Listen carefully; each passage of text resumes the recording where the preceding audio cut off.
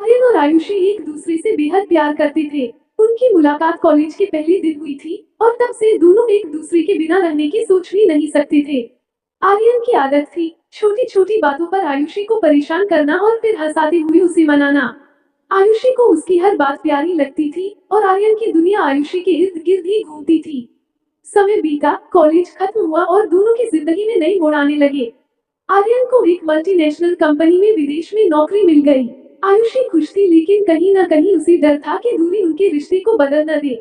आर्यन ने उसे हमेशा भरोसा दिलाया, कुछ भी हो जाए, मैं तुम्हारा हूँ और हमेशा रहूंगा। बस थोड़ा सा इंतजार करना। शुरुआती कुछ महीने ठीक बीते। कॉल्स, वीडियो चैट्स और मैसेजेस का सिलसिला चलता रहा। लेकिन धीरे धीरे आर्यन का बर्ताव बदलने लगा। वो कॉल्स पर कम आने लगा, मैसेजेस का जवाब भी देर से देने लगा। आयुषी को लगने लगा कि कहीं कुछ तो गड़बड़ है। उसने कई बार पूछा, तुम ठीक हो ना आर्यन? सब ठीक तो है। आर्यन हर बार मुस्कुराते हुए जवाब देता, हाँ मैं ठीक हूँ, बस काम थोड़ा ज्यादा है। तुम फिक्र मत करो। एक दिन अचानक से आर्यन की तरफ से कोई खबर आनी बंद हो गई। ना कॉल्स, ना मैसेजेस। आयुषी बेचैन हो गई। उसने कई बार कॉल किया लेकिन हर बार कॉल कट जाती या कोई जवाब नहीं आता।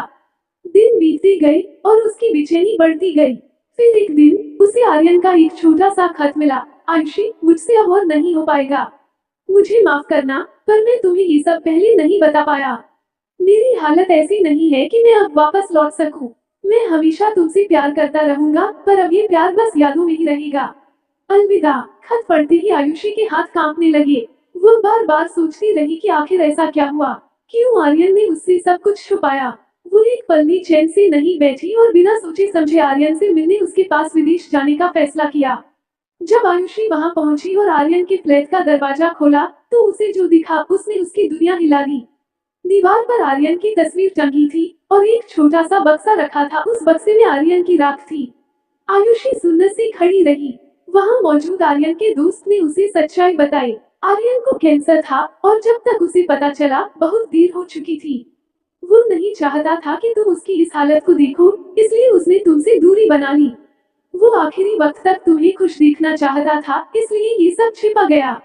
आयुषी की आंखों से आंसू रुकने का नाम ही नहीं ले रहे थे।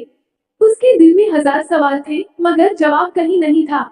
उसे सिर्फ आर्यन की वो मुस्कान याद आई और उसके कहे आखिरी शब्द, तुम फिक्र मत करो। आयुषी अब समझ चुकी थी कि आर्यन ने उससे प्यार नहीं छोड़ा था, बल्कि उसकी खुशी के लिए खुद को दूर कर लिया था। वो टूट गई थी, मगर साथ ही उसे गर्व भी था कि उसे एक ऐसा इंसान मिला था जिसने अपने आखिरी पलों में भी सिर्फ उसकी भलाई सोची।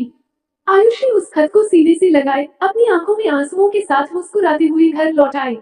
अब वो जानती थी कि आर्यन हमेशा उसके दिल में रहेगा, उसकी हर धड़कन में।